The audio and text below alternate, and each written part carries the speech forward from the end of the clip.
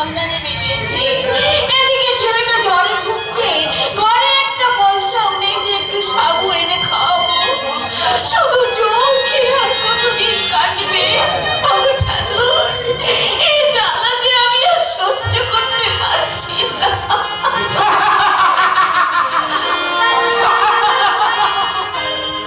সহ্য করতে হবে গো, হ্যাঁ গো, সহ্য করতে হবে।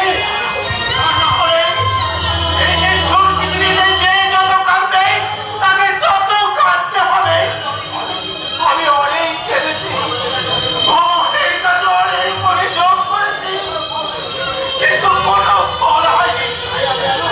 এত আজারে আর কাঁদি না, এখন শুধু আমি প্রাণ খুলে আসি। কে কে আপনি? হয়নি গো, হয়নি। আমি চোর গুন্ডা বদমাশ নই, আমি তোমার কাছে কিচ্ছু চুরি করবো না। আমি একটা জড় পদার্থ। জড় পদার্থ? দেখো, কখন এরকম অসতর্ক মুহূর্তে আমার জীবন বিরাট তার ছিঁড়ে গেছে। অনেক চেষ্টা করেও সে তারে আমি শুনতে পারিনি। তাই তো আজ আমি শুধু নীরব দর্শকের মতো দেখে যাই এই আজব পৃথিবীর আজব কাণ্ড কারখানা। কখনো শুনি সংসারে আনন্দের গান, আবার কখনো শুনি সংসারের মর্মবেদী হাহাকার। বিচিত্র পৃথিবী, কেউ নেই আমার, কেউ নেই সান্ত্বনার প্রলেপ, কেউ নেই ঘৃণার ছুৎকার, আবার কেউ নেই পূজার পুষ্পাঞ্জলি। কোথায় থাকেন আপনি? তোমার সঙ্গে আমি কথা বলছি, এখন এটাই তো আমার বাড়ি। একটু পরে নেমে যাবো ওই পথে, তখন পথই হবে আমার আশ্রয়। জানো, পৃথিবীতে চলছে পাপের রাজত্ব।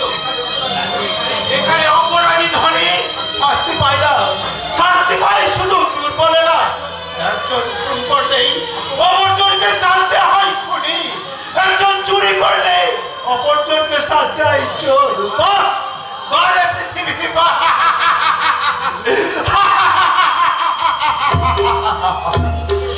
আপনার বুঝি কেউ নেই? যাও, জানতে চেও না। তুমি দেখেছো জানালার ফের লুকোচুরি খেলা? না। আমি দেখেছি। চাঁদ যখন খিলখিলিয়ে হেসে ওঠে, হে অমনি তার দুটি বাহু প্রসারিত করে চাঁদকে বুকে চেপে ধরতে ছুটে যায়। ঢেউকে দেখে চাঁদ আবার লুকিয়ে পড়ে অগণিত ঢেউ খেলায়। ঢেউ তাকে তন্ন তন্ন করে খুঁজে বেড়ায়। বোকা, বোকা। কে বোকা? ভগবানের সৃষ্টি এক ধরনের মানুষ। বাসুদেব আমাকে কতবার বলেছিল এখান থেকে চলে চলো। না না, আর কথা আমি শুনিনি তো। তাই তো সেদিনের সেই ফুলের প্রায়শ্চিত্ত আজ আমি প্রায়শ্চিত্ত করছি।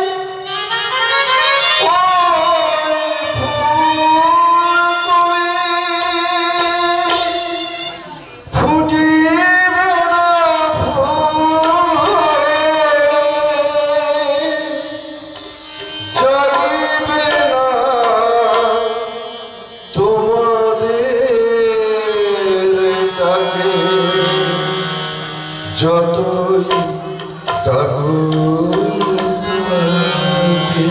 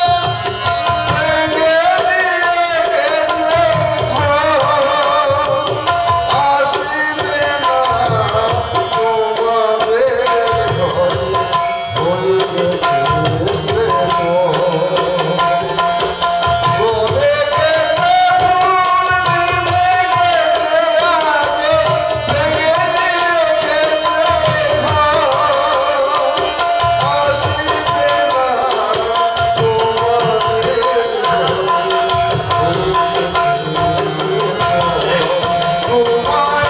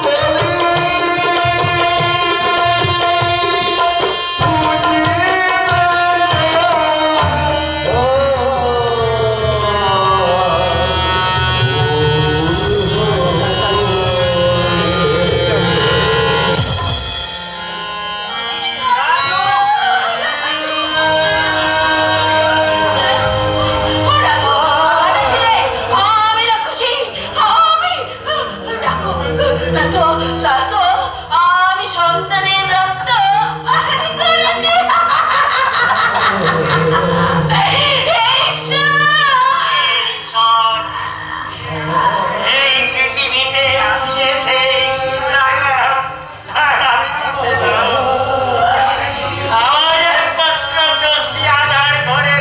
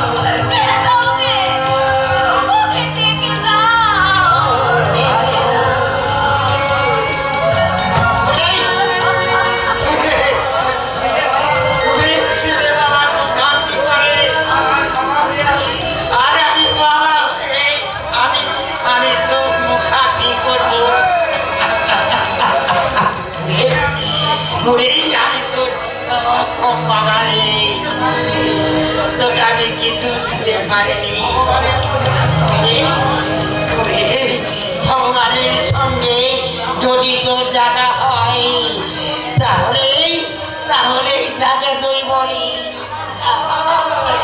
আমার অত ভাগ্য বাবা আর কিছু না দিলেও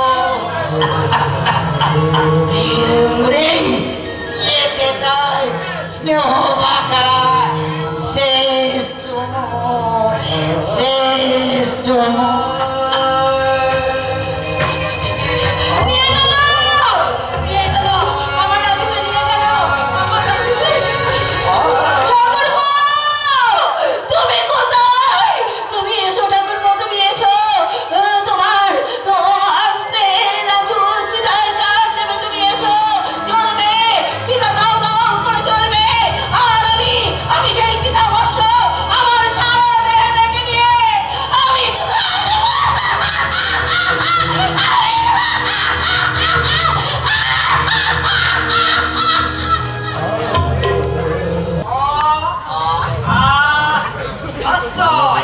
ভূতি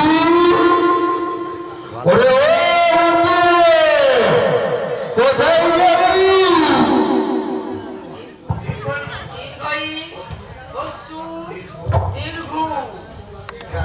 বেটা হতছাড়া নচ্ছাড় এখানে আছিস কখন থেকে ডাকছি তবু সারা দিতে পারিস না আমি যে বলছিলাম তো কথা বলছিলিস কি করছিলিস এই হস্যই দীর্ঘই জানো কথা ওই নাইট স্কুল থেকে আমাকে বই সিলেট পেন্সিল দিয়েছে হো তাই এই বয়সে তুই অপরাধ বিব্রত হলে কেন তুমি যদি এই বয়সে ওই আগর ঠেলা মারতে পারো তাহলে আমি বা কেন লেখাপড়া করতে পারবো না গো কর্তা দেখ ভূপতি আমি হচ্ছে তোর মুনি আমার এসব সাজে এই যে তুই পয়সা খরচা করে লেখাপড়া শিখছিস তোর তো চাকরি মিলবে না চাকরি না মিললে নাম সহ্য করতে পারবো গো কর্তা আর লেখাপড়া শিখে এই ভদ্র সমাজে বাঁচতে হবে তাই প্রশ্রম করতে হবে এই না পারলে তোকে আমার বাড়ি ছাড়তে হবে তা তা তুই জানিস তা জানি বিনয় বাবু আর ওই প্রফেসর বাবু বলেছে আমাকে একটা রিক্সা কিনে দেবে আর আজই আমি তোমার চাকরি ছেড়ে দিচ্ছি ভূতি হ্যাঁ গো বিনয় বাবু আর প্রফেসর বাবু বলেছে যে খারাপ কাজ করে সে যত না পাপি যে খারাপ কাজে সাহায্য করে সে তার চেয়ে বেশি পাপি তাই তোমার পাপির সঙ্গে হয়ে আমি এই ভূপতার কোনোদিন হবেও না এই এই বিনয় ছড়াটা পলাশপুরে এসে আমার সকলের সুদের কারবারটা বন্ধ হতে চলেছে আমার সুদের পৈতৃক কারবারটা বন্ধ হতে চলেছে তাই তো এখন আমি কি করবো আমার গোপন খবর সব জানে ও যদি ওদেরকে সব ফাঁস করে দেয় তাহলে তো আমাকে সর্বশান্ত হতে হবে কেমন আছেন কাকাবাবু কে বিনয় এসো বাবা এসো আজকাল তুমি এত ব্যস্ত যে তোমার দেখাই পাওয়া যায় না হ্যাঁ কাকাবাবু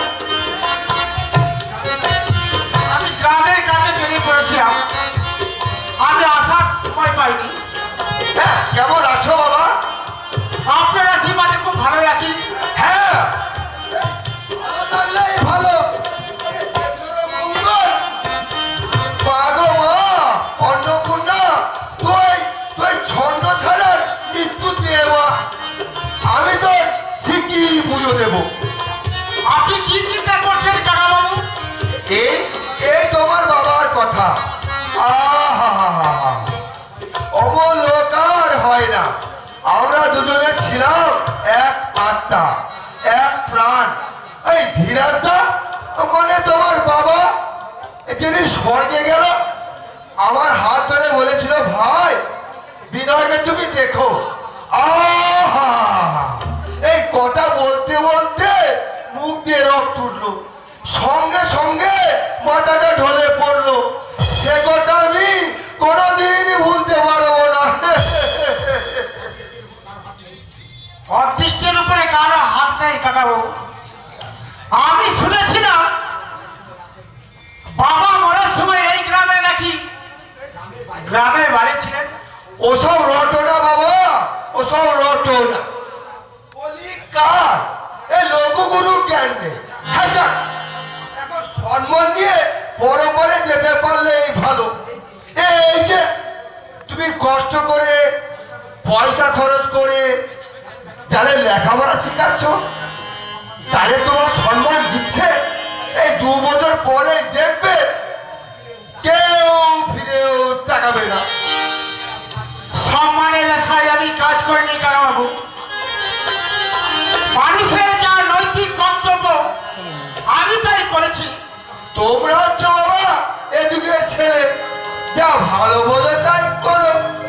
তবে এ কাজ করো তোমার পক্ষে ঠিক হচ্ছে না বাবা। কাকাবাবু, যে শিক্ষা থেকে গ্রামের ছেলেমেয়েরা বঞ্চিত, যে জ্ঞানের অভাবে অনাচারে কুশিক্ষায় তারা লাঠালাঠি করে মরছে, আমি চাই সেই শিক্ষার আলো জ্বেলে দিতে, তাদের মুখে হাসি ফোটাতে। কিন্তু না, কোনো কিন্তু নয়।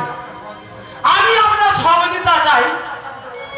আপনার কাছে আমার একটা অনুরোধ, ওই কুল সংলগ্ন জমিটা দাতব্য চিকিৎসার জন্য আপনাকে দান করতে হবে। না, জমি আমি দান করতে পারবো না। ভেবে দেখুন কাকাবাবু, দাতব্য চিকিৎসার আয় হলে গ্রামের লোকের সুবিধা হবে, আপনারও নাম হবে। আমার নামের প্রয়োজন নেই, অনেক গ্রামের লোকের সুবিধা হোক, আমি এটা চাই না। ওরা বল বেশ, অনুরোধ করে যখন পেলাম না, তাহলে আমাকে আইনের আশ্রয় নিতে হবে। আই তার মানে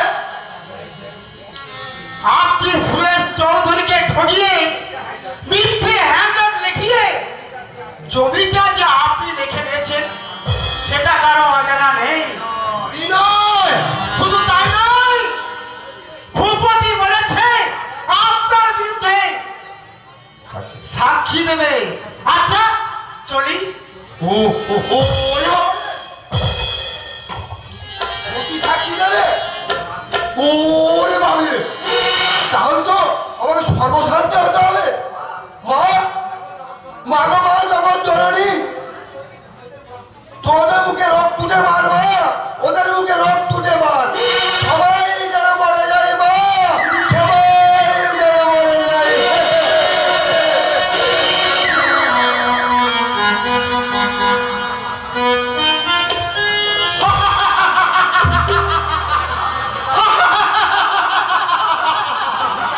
আমি ভিখারি, কিন্তু কে কে সাজালো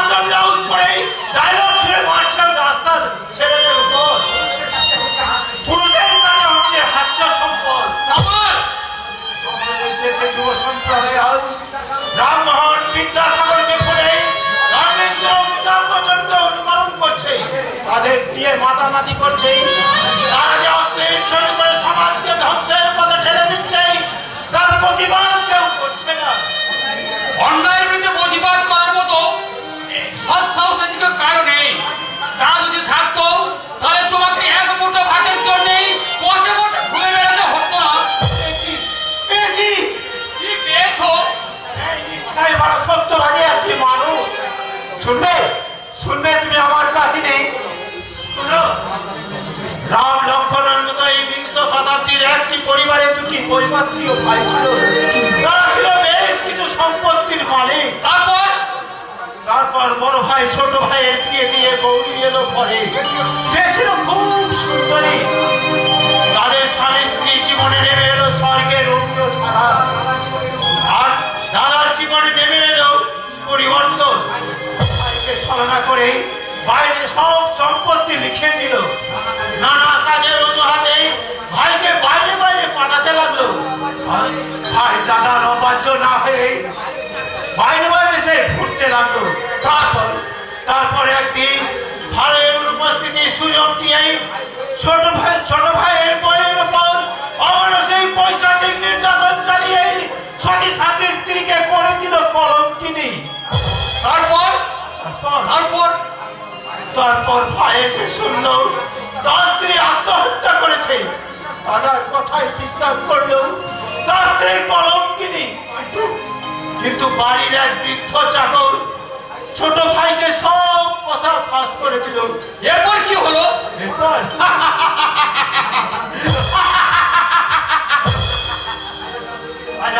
আজ জানতে চাও না? এই কথা শুনলেই সূর্যটা দম করে নিভে যাবে। পৃথিবীটা খিদায় মুখ ফিরিয়ে থাকবে। কোন গঙ্গা দূর থেকে ভাসুরকে প্রণাম করবে না। ও বলো বলো, আমি শুনতে চাই। পাছে দাদার কীর্তির কথা ফাঁস হয়ে যায়। সেই কারণে দাদা ছোট ভাইয়ের বইয়ের দেহটাকে কেটে টুকরো টুকরো করে ওই গঙ্গার জলে ভাসিয়ে দিল। তারপর ছোট ভাই কি হলো? এরপরের কাহিনী শুনে তুমি আরো আশ্চর্য হয়ে যাবে। ছোট ভাই দাদার কাছে তার কীর্তির পরিচয় জানতে চাইলেই সে ভাইয়ের বুকে ছুরি ছাড়িয়ে তাকে ওই গঙ্গার জলে ভাসিয়ে দিল। তবে কি তুমি সেই ছোট ভাই? বিধাতার ইচ্ছায় সে ভাই পড়েনি, এক মাঝে তাকে বাঁচিয়ে তুলল। তবে তবে তুমি কি সেই ছোট ভাই? হ্যাঁ, না না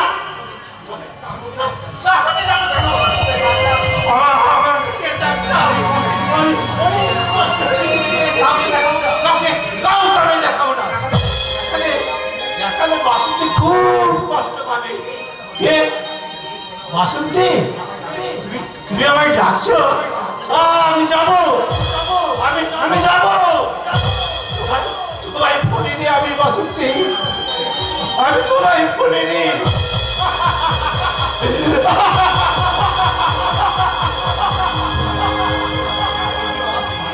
কি অদ্ভুত এই পৃথিবীর মানুষ! কেউ অপরের কেড়ে খেয়ে আনন্দ পায়, আবার কেউ নিজেকে নিঃশেষে অপরকে বিলিয়ে দিয়েও আনন্দ পায়।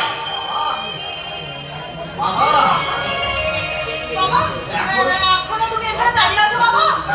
হ্যাঁ মা, কথা বলছিলাম তাই।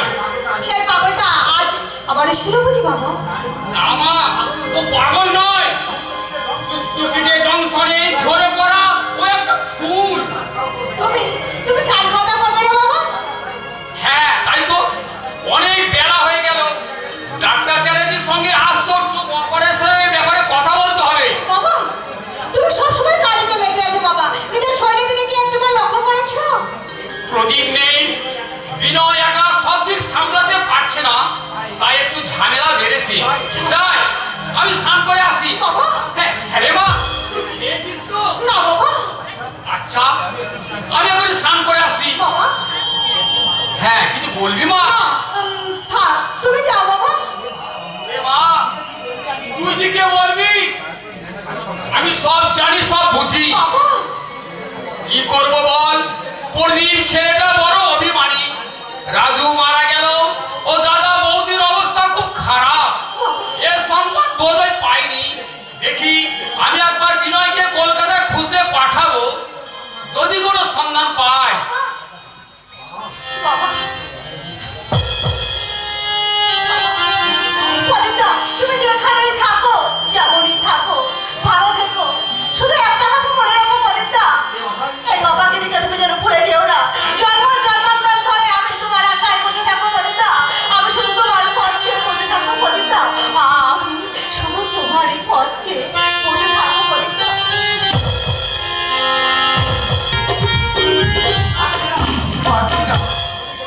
শ্রমিকদের জীবনের দুঃখ দুর্দশার কথা আমি যে আর ভাবতে পারছি না। 2 মাস হয়ে গেল কারখানা লক আউট হয়ে আছে। আর এই বাবার সঙ্গে শেষ বোঝাপড়া করব।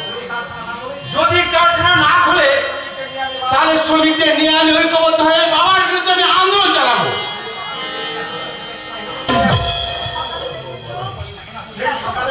এখন আসে সময় হলো। আর এদিকে বাবা যে তোমাকে সকাল থেকে ডেকেই চলেছেন। কেন? জানি না, বলছিলেন কারখানার বিষয়ে কিছু কথা বলবেন। জানো তো বাবা না তোমার উপরে ভীষণ রেগে গেছে। ওই ডাক করা বাবা বিশেষ ভুল।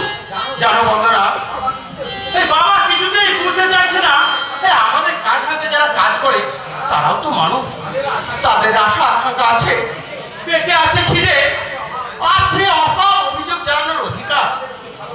বাবাকে তুমি ভালো করে বোঝাও, দেখবা সে নিশ্চয়ই বুঝবে। আমি অনেক বুঝিয়েছি, অনুরোধও করেছি, কিন্তু তাতে কোনো ফল হয়নি। তাই আমি ঠিক করেছি ওই শ্রমিকদের নিয়ে ঐক্যবদ্ধ হয়ে এই অনাচার আমি মোকাবিলা করব। এমন কিছু করো না, বাবা যে গুরুজন, তার বিরুদ্ধে কোনো কিছু করা যে তোমার ঠিক নয়। তাই বলে বাবার অন্যায়কে আমি প্রশ্রয় দিতে পারবো না। জানো, আমার মনে হয় তুমি যেটা ভাবছো সেটা হয়তো ভুল। বাবা হয়তো নিশ্চয়ই কিছু ঠিকই করবে। বাবার তো বয়স হয়েছে, এই বয়সে ভুল ভ্রান্তি হয়তো একটু হয়। তাই বলে বন্ধুরা, এই বাবা আমাদের কথা কোনোদিনও শোনে না। অথচ ওই বন্ধ শ্রমিককে যা বলছে না, বাবা তার কথা গোমানের মতো মনে করছে। আর ওই অমৃত টুপিতে আমাদের ব্যাপারে বাবাকে মন্ত্রণা দিচ্ছে।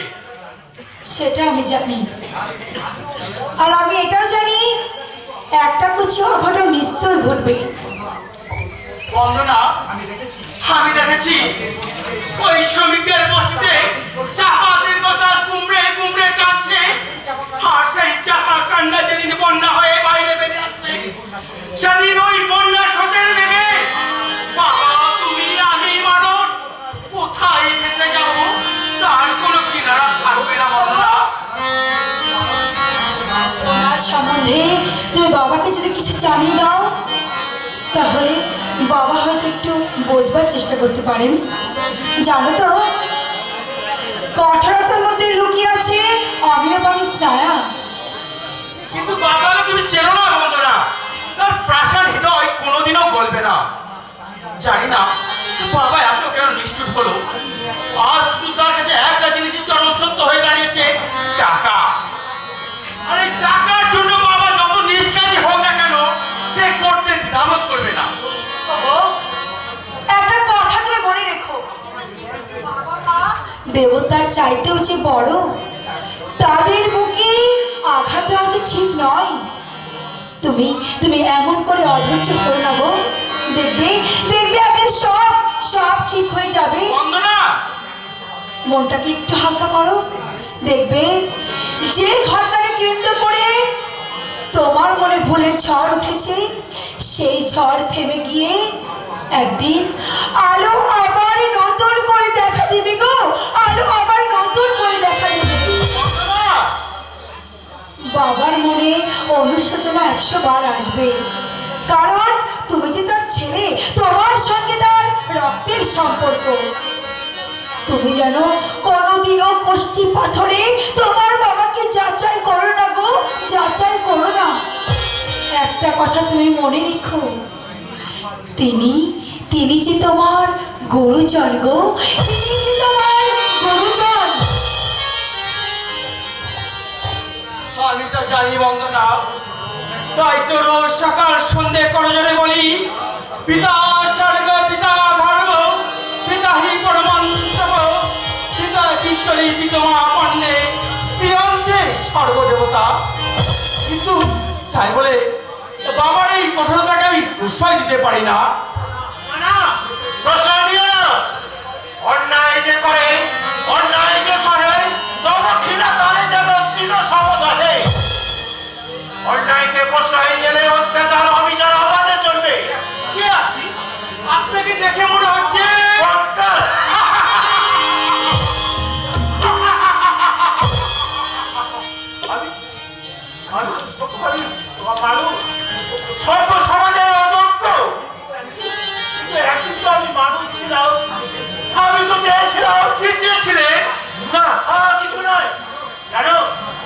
আমার বুক থেকে একটা দীর্ঘশ্বাস নিয়ে আসতে চাইছে। আর আমি তাকে দু হাত দিয়ে চেপে ধরে রেখেছি। শীতের জ্বালায় অহরহ দংশন করছে। তাই তো এই সদর দরজা খোলা থেকে আমি তোমার মাকে ঢুকে পড়েছি। এই পেটটা আর পেটার বুকটা আমার জন্য পুড়ে ছারখার হয়েছে। আপনি কে? আপনাকে দেখে মনটা কেন আমার চঞ্চল হয়ে যাচ্ছে। কথা বলবে? শোনো, তোমার মুখের দিকে চেয়ে আছে হাজার হাজার বিলম্ব মানুষ। তাই তুমি বাঁচাও, নেই পথে নিয়ে যাও। তোমাকে দেখিয়ে এই বিংশ শতাব্দীর লোকদের আমি চিৎকার করে বলবো, পৃথিবীটা এখন পুজোর অযোগ্য হয়ে যায়। কিন্তু না, কোনো কিন্তু নয়। তোমার মধ্যে দেখতে পাচ্ছি আগুনের ফুলকি। সেই আগুনের প্রচন্ড দাবদাহে পুড়িয়ে ভস্মের মতো করে দাও ওই মানুষ রূপী জানোয়ারগুলো। আর সেই আমি আনন্দে নাচবো আর হাসবো। কে আপনি? আপনার কি পরিচয়? আমার পরিচয় ওই মাটির নিচে চাপা পড়ে গেছে, ওই গঙ্গার জলে ভেসে গেছে। আমিও তো এইরকম একটা বাড়ি ছিলাম। কে তুমি? কার ছবি? আমার বাবা মহিন গাঙ্গুলি। তুই পালাও। এখানে থাকতে তোমাকে কেটে টুকরো টুকরো করে ওই গঙ্গার জলে পাঠিয়ে দেবে। ওর নিঃশ্বাসে তীব্র বিষ, এই বিষের জ্বালায় তোমার সারা শরীর নীল হয়ে যাবে। তুমি সহ্য করতে পারবে না। তুমি পালাও। কি বলছেন আপনি? হ্যাঁ, ওই শয়তানি তো আমাকে সর্বধ্বংস করেছে। আমার সোনার সংসার তছনছ করে দিয়েছে। শুধু তাই নয়, আমাকে ছুরি মেরে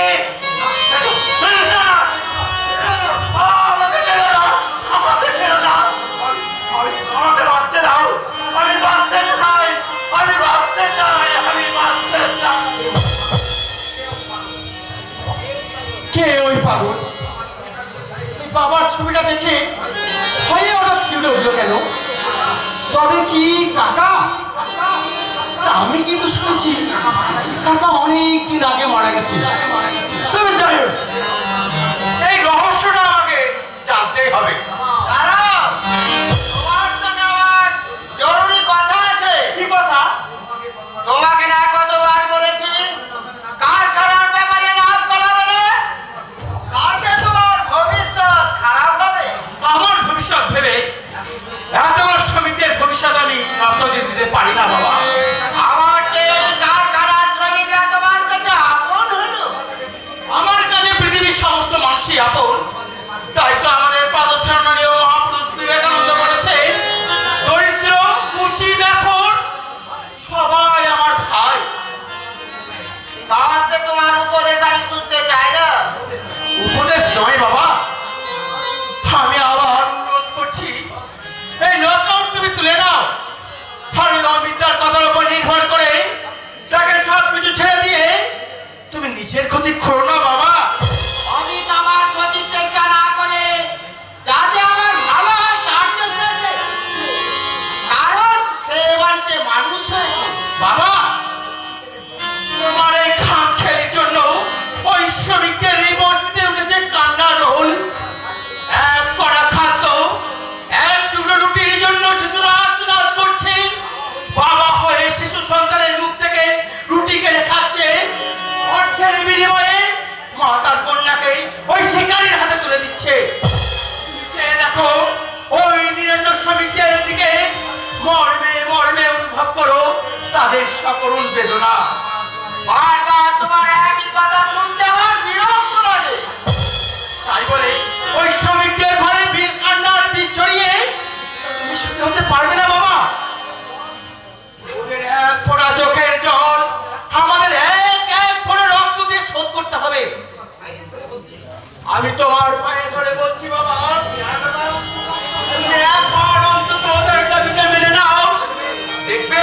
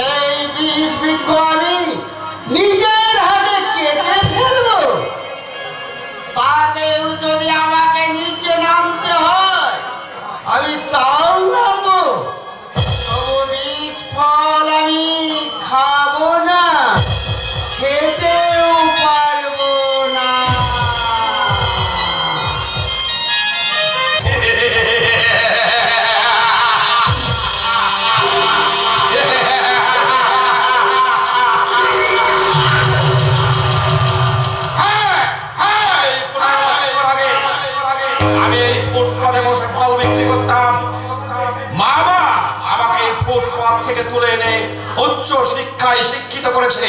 তাই তো মামাকে আমি ভুল বুঝিয়ে এই কারখানার মালিক হয়ে লক্ষ লক্ষ টাকার মালিক হয়েছি। মামা, আমাকে আমি মন জুগিয়ে এই বাড়িটা আমি লিখে নিয়েছি। এবার বুদ্ধি বলে আমাকে এই কোম্পানির মালিক হতেই হবে।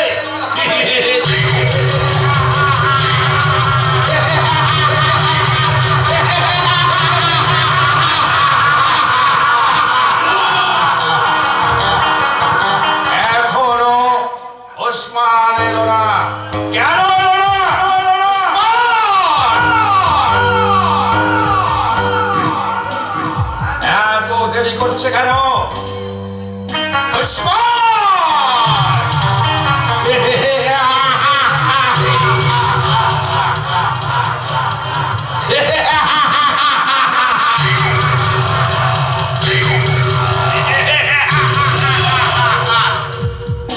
ওসমান এখনো দেরি করছে কেন?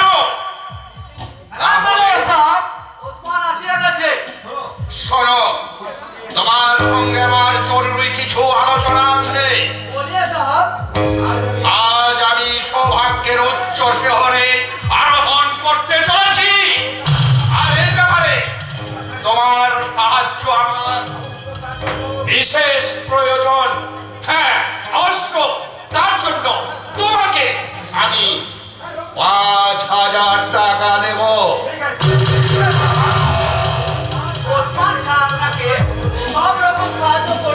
হ্যাঁ, খুব সাবধান। কাজটা খুব সাবধানে করতে না পারলে বহু বিপদ হতে পারে।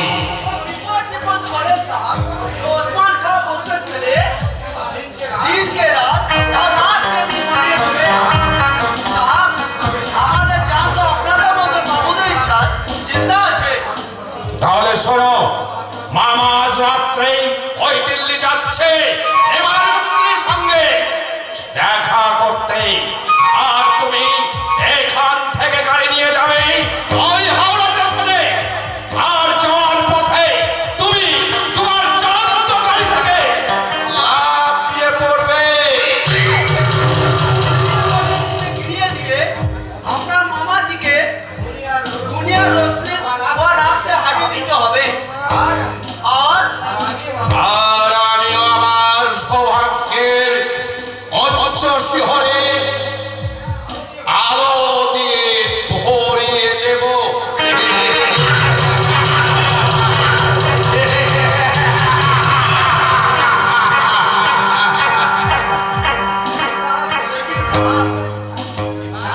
জাদুঘর से जाम देवा बहुत रिक्स আছে। ৫,০০০ টাকা হবে না, और ৫,০০০ টাকা লাগবে। ৫,০০০। हाँ साहब, और ৫,০০০ काम पहले ৫,০০০, काम खत्म होने के बाद ৫,০০০। ঠিক আছে, এই নাও ৫,০০০ টাকা। হ্যাঁ, কিন্তু বেইমানি করলে আমার এই বুলেটের গুলি।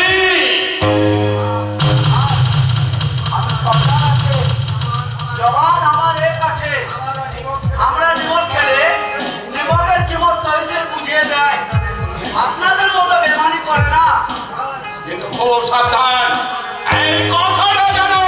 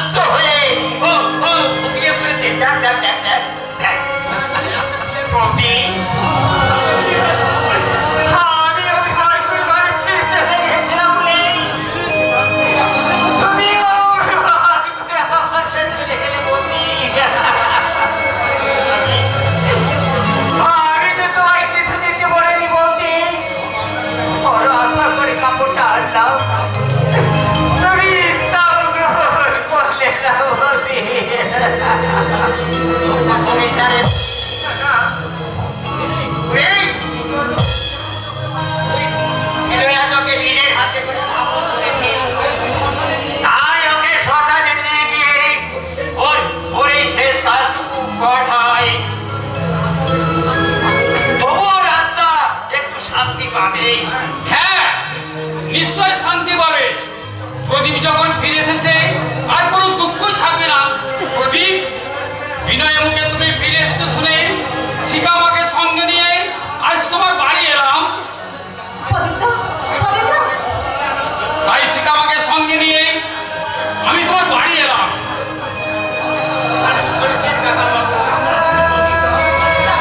কেমন আছো প্রদীপদা? এই দেখো না, চোখ অপারেশন করার পরে আমি আবার আগের মতো দৃষ্টিশক্তি ফিরে পেয়েছি। কিন্তু বৌদি, বৌদি কোথায়? প্রদীপদা, বৌদি কেমন আছে?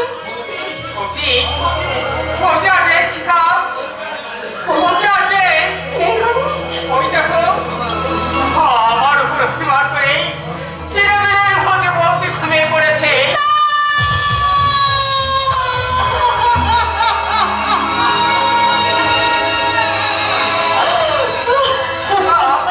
সর্বেশ্বর বাবু, আপনি এসেছেন, সময় হয়েছে। বিনয়ার ইচ্ছা ছিল, আর আমিও না জেনে প্রদীপকে বাড়ি থেকে তাড়িয়ে দিয়েছিলাম। তাই ওদের এই স্বর্গীয় পবিত্র ভালোবাসাকে চিরক্ষুণ্ণ রাখতে বিনয়ার সাথে আমি ওদের দুই হাত এক করে দিলাম। দাদা, বৌদি, ছোটা, রাজু।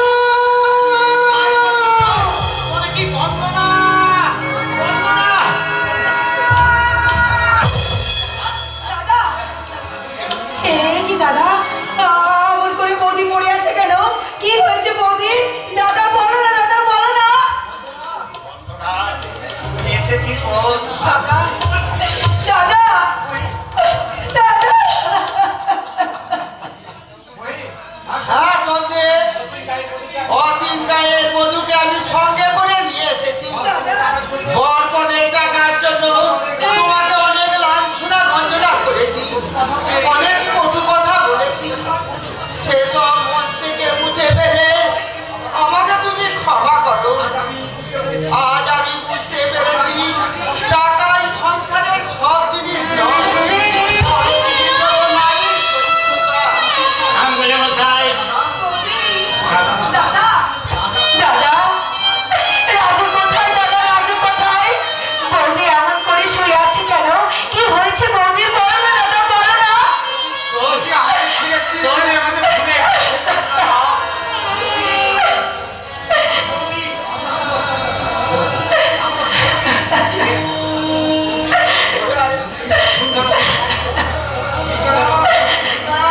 বিজয়া, চেয়ে দেখো, একটিবার শুধু চেয়ে দেখো, যে